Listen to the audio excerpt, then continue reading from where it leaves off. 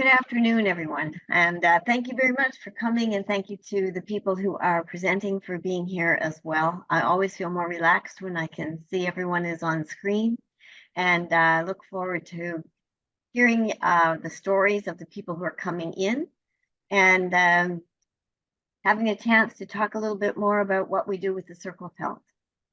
So I am making the presentation from Charlottetown, PEI, located in Mamaki, the ancestral and unceded territory of the Mi'kmaq people. I'd like to acknowledge that at the beginning of the presentation, although not here talking to you in person, we're still delivering from this ground. The overview of the webinar this afternoon, I'll have some introductions, talk a little bit about the Circle of Health, the history of it, its international reach, and then learn about the stories using the Circle of Health in more of our local and more recent experience. We'll have a time for discussion and then a little bit about a discussion about resources. So first of all, before I ask for the audience to introduce themselves, I just let you know that my name is Patsy Beatty Huggan, for those of you who may not know me. And for those of you who may have seen me a long time ago, and this is a reconnection, hello, I'm glad to see you again. I will be introducing the panelists, but also it's great to know who's in the audience. So if you get a chance, and while we are actually having introductions and moving on, if you can introduce yourself in the chat, just letting us know where you're from, your affiliation, and any connection you have with the Circle of Health, your familiarity with it, that would be great. It helps us going forward, and also when we get into discussion to have a sense of who's in the room and what your interests might be. So I will introduce you to the panelists, and Wendy, if it's possible to showcase a picture of Denise. So Denise Van Wicken, coordinator for Eastern Shore of Musquodoboit Community Health Board, and Cobequid Community Health Board in Nova Scotia, Canada. And she's going to share her story of how provincially the community health boards in Nova Scotia have been exploring the use of the Circle of Health as an educational tool for volunteers, and to explain health promotion and other activities. So we'll wait until we hear her story to learn more. Brian Kelly is the next person I'll introduce, and he's the Director of Student Services for First Nations Education Initiatives in New Brunswick.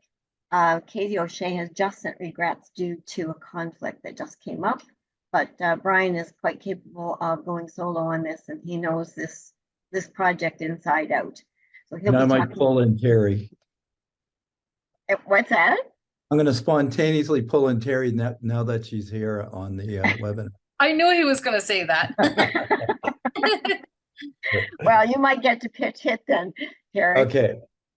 And then Ann Gotts and Melina Scherer, who are students of the University of Fort Wagen in Germany, are going to co-present. They each have different perspectives as being a student and what they've done. So there's Melina, and Ann is, there she is, my sidekick and helper in a lot of the delivery of these workshops. And Wendy Craiglin-Gauthier, educator and independent consultant in Antigonish, Nova Scotia. It's interesting, I've made reference to everyone else in terms of place, and I haven't done that with you, Wendy. So my apologies for that, but she's from Nova Scotia as well. So we have 3 local presenters and projects, and 2 who are international. I'll give you an idea of the scope of the afternoon.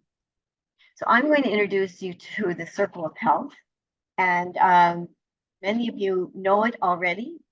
Those of you who have participated in the workshops and are using it, of course you do. The Circle of Health links this broad knowledge of broad determinants of health and all the different components that are required for intersectoral approaches to health and well-being and holistic health.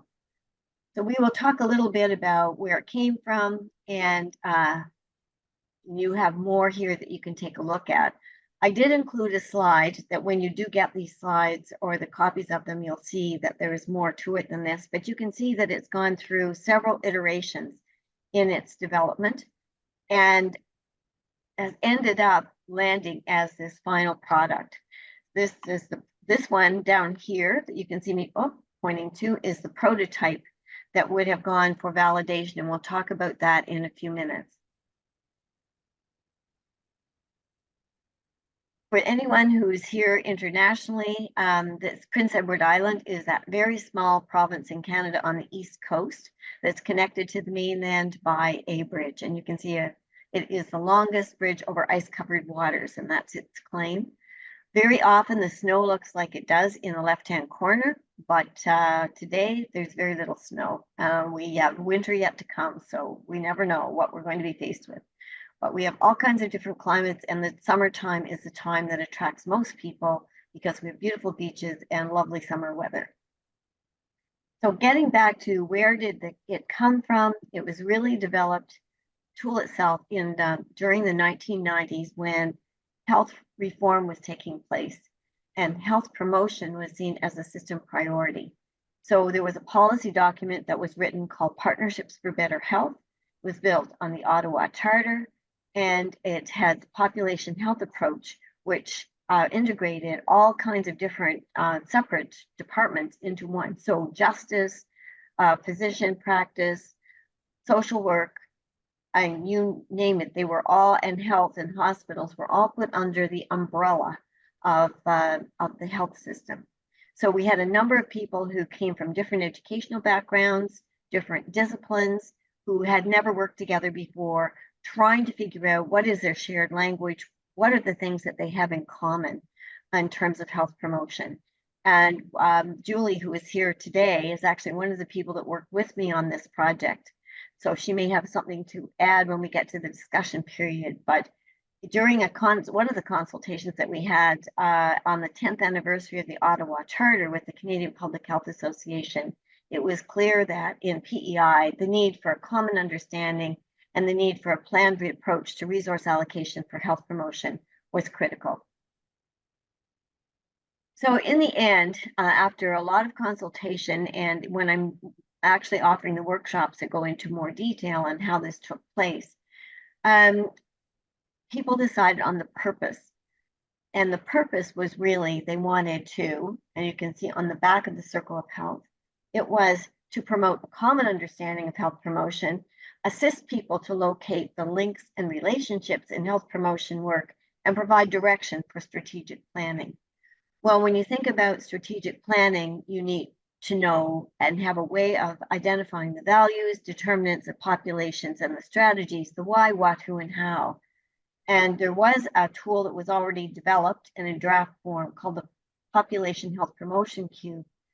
So some of that had already been conceptually put together, but it was in a cube, which was really difficult for people to get their thoughts around and their minds around.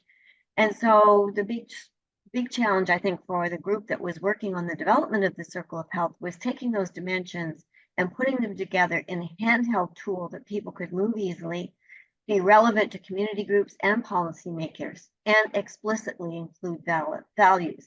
Ottawa Charter was built on values, so were all the other health promotion frameworks, but none were so explicitly included as the ones that were identified during the consultation process with the Circle of Health. So through kind of a creative magic moment, and most of us would say it was quite a spiritual experience, grabbed onto a map that had a compass rose on it and began to see that the layers of the compass rose could actually contain what we wanted to in terms of the components of the Circle of Health. So you will see that it is movable and that we can actually look at the different layers of it in a way that would allow you to do that planning or see the concepts. It was a prototype was created, went through a whole process of going out into the community with one of our partners who had really shared resources with us and said, we've got some funds, we're supposed to do some community meetings, we'll offer to do the validation and focus groups. In doing all of that, we came back with one of the comments was it's very complex and there would be people that don't understand what it means. So the group of us involved said, let's do a focus group a consultation with people who have intellectual disabilities or intellectually challenged and see what they have to say. And their big message was, don't change the words, teach us what they mean. And out of that came this learning guide that you see on the page, which really we've found a way of contracting someone to take all the vocabulary and translate it into plain language. During that validation process, it was also recommended that we needed to have a goal. We needed to have something that we focused on. Why were we doing this work if we weren't trying to achieve something? And as a group of people who are a support group who've been through a lot of trials and tribulations themselves, so the medicine wheel, having a holistic goal and having the medicine wheel as the visual was really what they would see as needing to be in the center. And of course, from that, we did a lot of consultations with First Nations and wanting to be respectful of how we did it. So we had the learning guide, we consulted with people with literacy capabilities, and also added on the determinants of gender and culture, which weren't there, but made sense to add. So it gives you some idea of the innovation that took place at that time. And this was launched at the Women's Network in PEI in 1996. And actually, Julie was instrumental in that launch. She was with Women's Network at the time. And we moved through with our partners, were able to take this through a process in 1 year. Important to note that this is built on values. If you take it as the base, it's hard to look at it three-dimensionally otherwise, but the determinants of health are influenced by our values. What we choose to act on, who we choose to work with is a focus here too in terms of populations. The strategies we use, the Ottawa Charter, and our goal. Are we aiming for holistic health? And we say, yes, we are with this framework. So why is this particular framework of interest today? Mostly because it was the unanticipated uptake and enthusiasm of the users. By the time we had launched it at Women's Network, it was already out there in 20 different countries, which is hard to believe, but doesn't mean it was adopted by 20 different countries, but it actually had been interest in 20 different countries. It's practical, it's strong. The application of the circle of health when you use it, and we'll hear more about that in terms of how people use it, is participatory, and it appeals to a wide range of learning styles. And I think also there is an urgent need for transformative change, especially since the pandemic. And we're seeing so many of the implications of and impacts of the pandemic even now that make health promotion even more important, that we get upstream, that we address some of the root causes, that we really start to promoting the conditions that will improve our health. It also has proven to be, as I was mentioning, in 20 countries, it is a unique knowledge translation tool that has global potential. And when we say global potential, it probably has global potential for more scale up than it has, because it already has been picked up and used in Brazil. And from that, it was translated into Portuguese. It's been presented at a conference in Slovenia, and by then it was translated into Spanish, Portuguese, Serbian, and German. And it was picked up from the conference in Slovenia and added to the project, the pilot, the Strength and Community-Based Care to Minimize Health Inequalities and for vulnerable migrants and refugees. So it became part of a package that was developed at that time. And it was piloted in Germany in 2020. The other area is that it lends itself to online learning. And as you know, there are 2 students here from Fort Wagon University. We've had 6 cohorts to date and another course coming up in 2024. So it gives you some idea of the fact that it's applicable across cultures and across languages, with adaptation in terms of context and the kind of case stories that people use. You just don't take something that works directly in PEI with the same stories and go out. Really working with someone in the culture makes all the difference in the world. So one of the things we're going to do today is move from looking at it as a concept that is having good uptake and think about it in terms of its application and some stories and how it's used. And some key questions for participants here or audience to consider as you're listening to the stories is, what are the benefits of using the circle of help that you hear in the stories? What are the challenges? And what support would be helpful to the folks going forward? How could we be of help to everyone going forward in their work? And so on that note, I'm going to turn it over to the panel. And Denise is going to be up first, as I mentioned. Brian will share his story of Ankatasic second, and the Melina perspective of students, and Wendy to bring it home with some reflection over all of her involvement in supporting the online work, particularly over time. So I am going to stop sharing and ask Denise if you have slides, if you want to share yours. No, I don't have any slides. Okay, then I'll just, what would you And I like? don't know how I got to go first, but here we go. Would you like someone else to go first? No, it's fine. Okay. Okay, then I will just stop sharing for right now.